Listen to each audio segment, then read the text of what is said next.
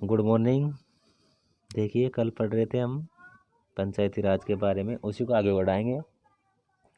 पंचायती राज का नया प्रतिमान 73वां संविधान संशोधन, अर्थात पंचायती राज संस्थाओं से जुड़े हुए जो 73वां और 74वां नगरीय से और 73वां ग्रामीण से, तो 73वां संविधान संशोधन हुआ। संविधान के 73वें संविधान संशोधन द्वारा पंचायती राज संस्थाओं को संवैधानिक मान्यता प्रदान की गई, अर्थात संविधान की दृष्टि से इनको दर्जा दे दिया गया। संविधान में नवा अध्याय जोड़ा गया। अध्याय 9 द्वारा संविधान में 16 अनुच्छेद और 1 अनुसूची जोड़ी गई। जो 11वीं अनुसूची वो जोड़ी गई। 25 अप्रैल 1993 से 73वां संविधान संशोधन अधिनियम 1993 लागू किया गया। इसकी प्रमुख विशेषताएं निम्नलिखित है। देखिए, पहली चीज़ है ग्राम सभा। ग्राम सभा गांव के स्तर पर ऐसी शक्तियों का प्रयोग करेगी, ऐसे कार्यों को करेगी जो राज्य विधानमंडल विधि बनाकर उपबंध करे। अर्थात जो ग्राम सभा है वो ग्राम सभा ऐसे कार्य करेगी जिनका संविधान में उल्लेख है या फिर उनका विधि बनाई गई है। दूसरी चीज़ है पंचायतों का गठन। अनुच्छेद 243 ख में त्रिस्तरीय पंचायती राज का प्रावधान है। प्रत्येक राज्य में ग्राम स्तर पर, मध्यवर्ती स्तर पर और जिला स्तर पर पंचायती राज व्यवस्थाओं का गठन किया जाएगा, परंतु उस राज्य की जिसकी जनसंख्या 20 लाख से अधिक नहीं हो वहाँ मध्यवर्ती संस्था पर पंचायतों का गठन करना आवश्यक नहीं होगा।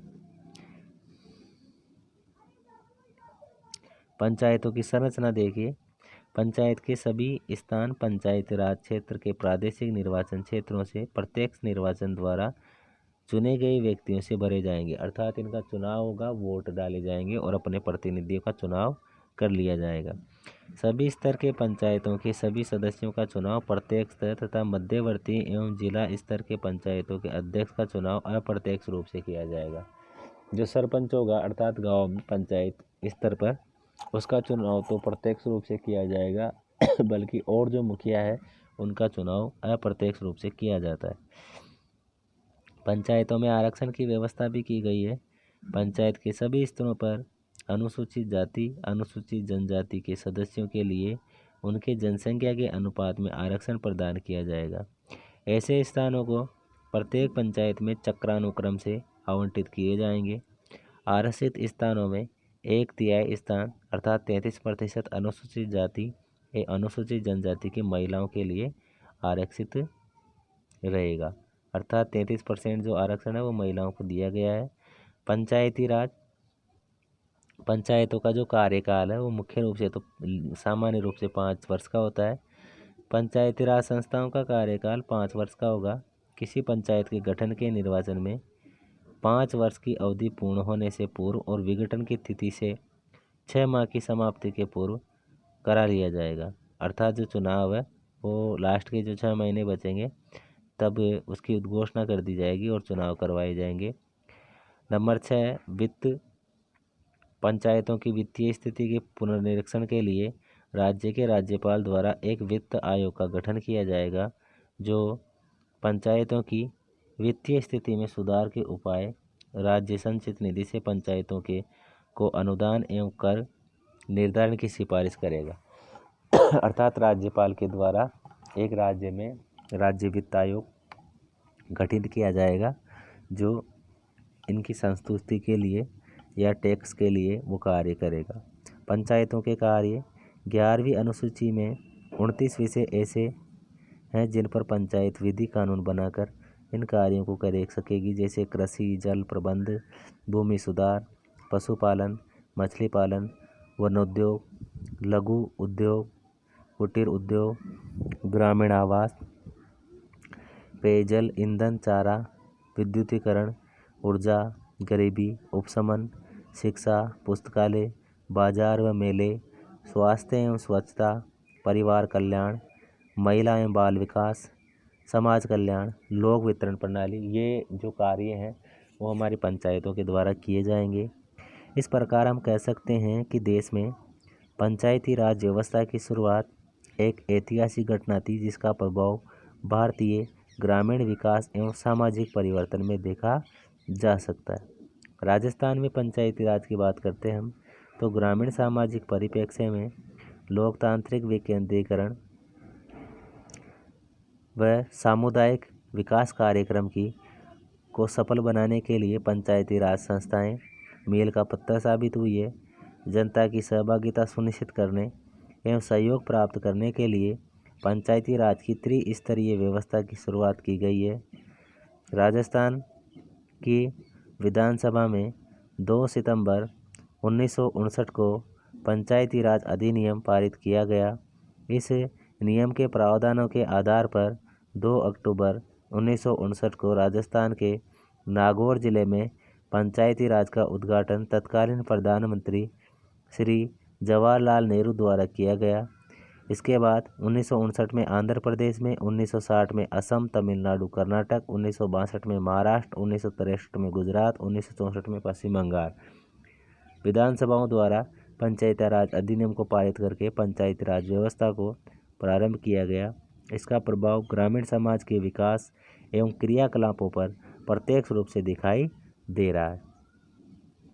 अगस्त 1997 में पंचायती राज संस्थाओं को अधिकार सौंपने के मसले पर संपन्न हुए राज्य के मुख्यमंत्रियों के सम्मेलन में राजस्थान के तत्कालीन मुख्यमंत्री श्री भैरों सिंह शेखावत ने संविधान के 73वें संविधान संशोधन पर पुनर्विचार की आवश्यकता प्रतिपादित करते हुए कहा कि सरपंच को पंचायत समिति का तथा प्रधान को जिला परिषद का सदस्य बनाया जाना चाहिए।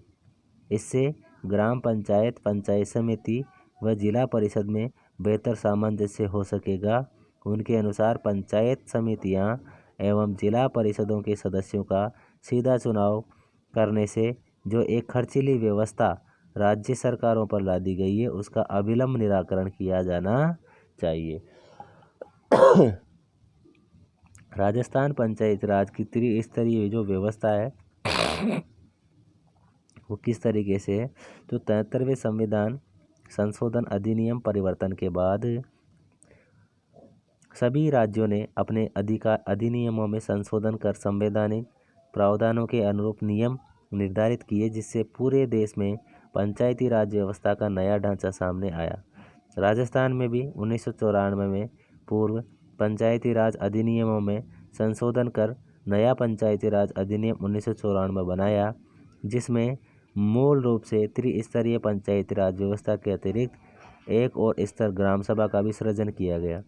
जिला परिषद, पंचायत समिति, ग्राम पंचायत और ग्राम सभा, अर्थात ये एक स्तर और जोड़ दिया गया। उक्त चारों स्तरों में वर्तमान में 3 इकाइयाँ ही सक्रिय है। चौथी इकाई ग्राम सभा का अध्यक्ष भी ग्राम पंचायत का सरपंच ही होता है तथा गांव के सभी वयस्क नागरिक जिनका नाम मतदाता सूची में है एवं ग्राम पंचायत में चयनित पंच इसके सदस्य होते हैं। ग्राम सभा की बैठकों में जिला कलेक्टर द्वारा नामित अधिकारी भी उपस्थित रहते हैं, परंतु वे विचार विमर्श में भाग नहीं लेते, क्योंकि ग्राम सभा का अध्यक्ष भी सरपंच होता है। अतः हम यहाँ ग्राम पंचायत के गठन एवं कार्य पर विशेष चर्चा करेंगे। अर्थात जो ग्राम सभा है, उस ग्राम सभा का जो गठन है वो सभी सदस्य जो मतदाता सूची में जिनका नाम है, जिनकी उम्र 18 वर्ष हो चुकी है, प्लस सरपंच, प्लस उप सरपंच, प्लस वार्ड पंच, प्लस जो सारे मतदाता अभी बताए मैंने आपको, इन सभी को मिलकर क्या है ग्राम सभा का गठन ये करते हैं। अब ग्राम पंचायत की बात करते हैं। भारत की त्रिस्तरीय पंचायती राज व्यवस्था का धरातल स्तर ग्राम पंचायत के नाम से जाना जाता है, अर्थात जो सबसे निम्न इकाई है वो ग्राम पंचायत होती है। वास्तव में लोकतांत्रिक विकेंद्रीकरण का व्यावहारिक स्वरूप ग्राम पंचायती है, अतः इसे अधिक महत्वपूर्ण माना गया है। 73वें संविधान संशोधन अधिनियम द्वारा संपूर्ण राष्ट्र में पंचायतों की संरचना एवं कार्यों में एक रूपता लाने का प्रयास किया गया है। पंचायत की संरचना एवं कार्यों के निर्धारण के लिए राज्यों ने भी अपने अपने अधिनियम बनाए और संशोधन भी किया है। सभी ने क्या किया है, सभी राज्यों ने अपने अपने स्तर पर भी अधिनियम बनाए हैं। ग्राम पंचायतों की जो संरचना है वो कैसी है, ये हम कल की क्लास में पढ़ेंगे कि अलग अलग जो एक तरीके से पंचायतों का गठन किया गया है, उनकी जो संरचना है वो कैसी है, किस तरीके से उनका गठन किया गया है और कौन कौन सी ये कार्य करती है, कौन कौन से सदस्य से मिलकर बनती है, ये सब का अध्ययन हम कल की क्लास में करेंगे।